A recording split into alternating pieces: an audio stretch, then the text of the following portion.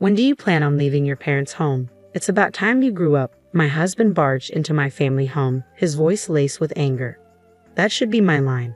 The one who's been ignoring me is you. I don't have an ounce of love left for my husband, I retorted, my patience wearing thin. What's up all of a sudden?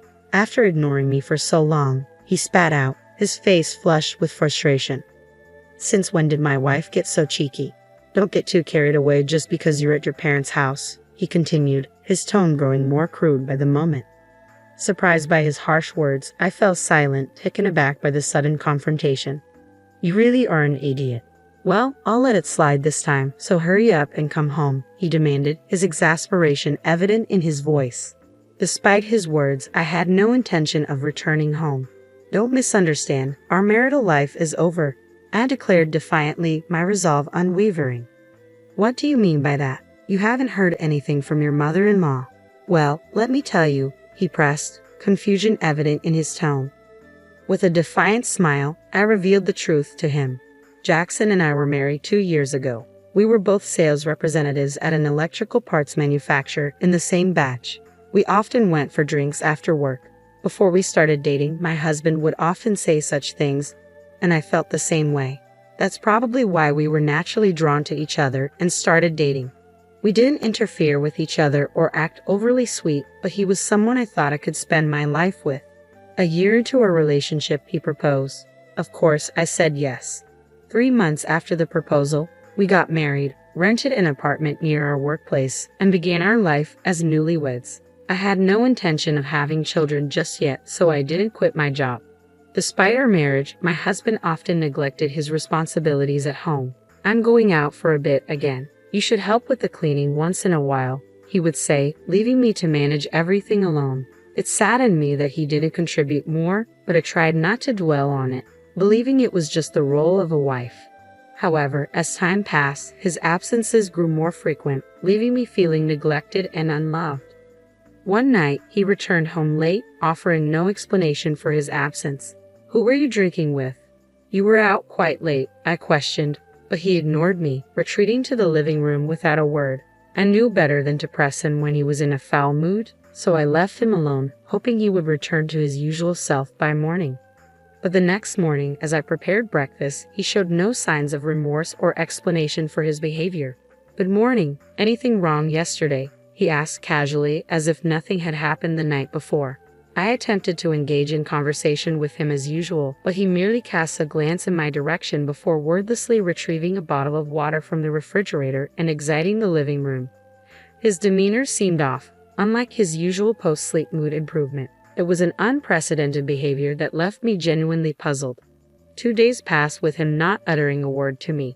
His prolonged silence hinted at a deep-seated frustration or anger. Uncertain of how to proceed, I opted to refrain from pushing him and chose not to initiate any conversations, hoping time would provide clarity. However, his mood remained unchanged, leaving me increasingly worried. This prolonged silence was uncharacteristic of our relationship, and I feared it signaled a rupture that might be irreparable. Desperate to communicate with him, I attempted various methods from messages to notes, all of which were met with disregard. Faced with dwindling options, I resorted to a drastic measure, omitting dinner preparation. It was a deliberate move, hoping it would compel him to address the situation. Yet even then, his departure from the house was marked by silence, leaving me stunned and questioning the depth of our marriage's hollowness. His absence that night left me in solitude, contemplating the state of our relationship. The following morning, as I speculated on his whereabouts, I discovered a note on the table, bearing words dripping with disdain. Do not slack off your duties as a wife. The audacity of his message, delivered amidst his prolonged silence, incited a wave of indignation within me. How could he expect adherence to marital responsibilities when he refused to engage in meaningful communication? The realization dawned that we hadn't shared a proper conversation in over a month, highlighting the chasm that had developed between us. As I laid eyes on the note, a surge of anger towards my husband erupted within me. I can't deal with this anymore. I can't bear it anymore. I'm going back to my parents' house, I muttered to myself, overwhelmed by the suffocating silence that had enveloped our relationship. Leaving those words beside my husband's scribbled note, I made the decision to return to my parents' home. After an hour's journey from the apartment we shared, I finally arrived, greeted by the shocked expressions of my parents. "Emily, what in the world happened?" they inquired, their concern evident. I explained the situation, and without hesitation, they welcomed me with open arms. Their kindness provided solace, offering a safe space where I could freely discuss my struggles. "Thank you. I think I'll stay here for a while and observe how things go with my husband," I expressed, grateful for their unwavering support. Back at our shared apartment, the anticipated communication from my husband never came. His silence spoke volumes, leaving me resolute in my decision to maintain distance until he made an effort to reach out. Days turned into weeks, and still, there was no word from him. I grew accustomed to his absence, focusing on rebuilding my own life. Half a year passed, and just as I was about to step out for some shopping, I opened the front door to find my husband standing there, his expression stern and determined. "Why are you here?" I blurted out, momentarily forgetting his existence. As he stood in silence, I braced myself for whatever he had to say, but to my surprise, he remained wordless, his glare speaking volumes. Realizing he was still playing his silent game, I felt a wave of frustration wash over me. I have nothing to say to him, I thought, wishing he would just leave. With that in mind, I attempted to leave for the store, but he silently moved to enter the house, further prolonging our silent standoff. "What? Wait, what are you doing? Stop." I hurriedly tried to prevent him from entering, but he simply regarded me with a perplexed expression, as if unable to comprehend my actions. "Don't just barge into someone's house. I'll call the police," I blurted out in a mix of frustration and alarm, but my husband's reaction was far from what I expected. He smirked, a gesture I hadn't seen from him in a long time, his voice now low and icy. "You've become quite cheeky for a wife," he remarked coldly, his words cutting through the tension. "Cheeky? You're the one who's been ignoring me all this time. I'm not pleased with you suddenly showing up," I retorted, feeling the weight of his accusations bearing down on me. "Since when did you get so high and mighty? Don't let staying at your parents' house go to your head," he continued, his tone growing increasingly hostile. It was jarring to hear him speak so rudely, and I struggled to comprehend his sudden change in demeanor. As he continued to berate me, I felt a surge of anger rising within me. "All right, I've got something to say too. Why should I take the blame?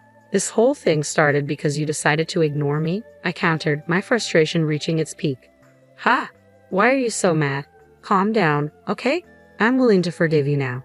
Just come back home," he declared, his arrogance palpable. How can he act so high and mighty? I thought, incredulous at his audacity. "Forgive me? I don't need your forgiveness. To me, you're nothing more than a stranger now," I stated firmly, shocked by my own boldness. He looked utterly bewildered by my assertion. "A stranger? What are you talking about?" He spluttered in disbelief, his face flushing with anger once more. "Stop talking nonsense. You've been living leisurely at your parents' place for 6 months. Has it made you lose your mind? We're married, aren't we?" he protested vehemently. "If we're married, why didn't you bother to talk things out? You ignored me because you had issues with me, didn't you?" I shot back, refusing to back down. "Don't make assumptions. I never said any such thing. Pack your things now, we're going home," he commanded, his tone brooking no argument. "I've reached my limit. Why do I have to put up with this man's nonsense? He's so clueless about what's happened during these 6 months," I thought, growing increasingly frustrated by his refusal to acknowledge my perspective. "You're shouting and yelling, but do you know anything at all?" I challenged him, determined to make him see reason. "What do you mean, anything?" he demanded, his confusion evident. "Did you hear nothing from your mother?" I asked pointedly, ready to confront him with the truth. "I didn't hear anything. What are you talking about?" he questioned, his confusion apparent. "Really? You don't know a thing, huh?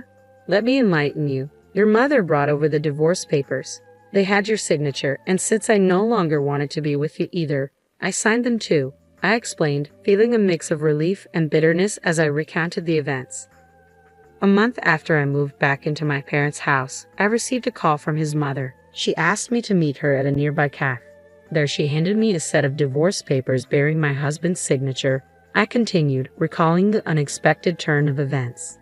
What does this mean?" he asked, his tone uncertain. "What does it mean? I heard from Jackson that you haven't come home, and you're not even communicating properly anymore," I replied, his mother's cold gaze mirroring his usual demeanor towards me. "So, Jackson asked you to give me these divorce papers," I clarified, a surge of joy filling me at the thought of finally being free from my husband's neglect. "Oh yes, he did," she confirmed, her response affirming my newfound liberation. "Understood. Then I'll sign the papers for the divorce," I stated firmly, eager to move forward with the dissolution of our failed marriage. The moment I received the signed divorce papers, I wasted no time in filing them at the family court, signaling the definitive end of our relationship. But as I made it clear to my ex-husband that we were divorced, his reaction was unexpected. "No, that's not what it is." I gave the papers to reassure my mother. He protested, his sudden panic contrasting with his earlier indifference. I was dumbfounded by my ex-husband's response. "So I didn't intend to file those divorce papers. They're invalid," he continued, his attempt to backtrack futile in the face of legal reality. "If he had no intention of filing them, why did he sign them?" I countered, growing increasingly frustrated by his refusal to acknowledge the gravity of the situation. "Just so you know, I've already filed the papers at the family court. They can't be invalidated now, okay?" I informed him, determined to assert my autonomy and move on from our failed marriage. But he persisted in his attempts to downplay the seriousness of the situation. "You think just apologizing to the family court will take care of everything, huh? I'm willing to do it with you. You realize it'll be a real hassle if we go through with the divorce, right?" he argued, his selfishness and refusal to accept reality exasperating me beyond measure. "You know what? You're only thinking about yourself. We can't just pretend the divorce didn't happen," I retorted, refusing to entertain his delusions any longer. "And I won't have any issues even if I split from you. Plus, I already have someone else," I added, his disbelief fueling my determination to move on and find happiness elsewhere. "You're lying. You're just saying that because you don't want to come home," he accused, his denial of the truth emblematic of his inability to accept responsibility for his actions. "It's not a lie. It's the truth," I asserted, feeling a sense of liberation as I finally spoke my truth. "I won't forgive you," I declared firmly, despite the disbelief in my ex-husband's eyes. He could refuse to accept it all he wanted, but the truth remained unchanged. As I pondered how to make him understand, I sensed a presence behind me. "Are you okay?" My boyfriend's concerned voice cut through the tension, accompanied by raised voices from inside my parents' house. "I'm okay. I'm sorry for worrying you," I reassured him, grateful for his support. My boyfriend, still unfamiliar with my ex-husband, looked on with curiosity. "Emily, who is this guy? Do you know him?" he asked, his protective instincts evident. "That's my ex-husband," I replied, watching as my ex struggled to find his voice in the face of my boyfriend's imposing presence. "Nice to meet you," my boyfriend greeted him, but my ex's response was noticeably uneasy. "What exactly does your ex-husband want?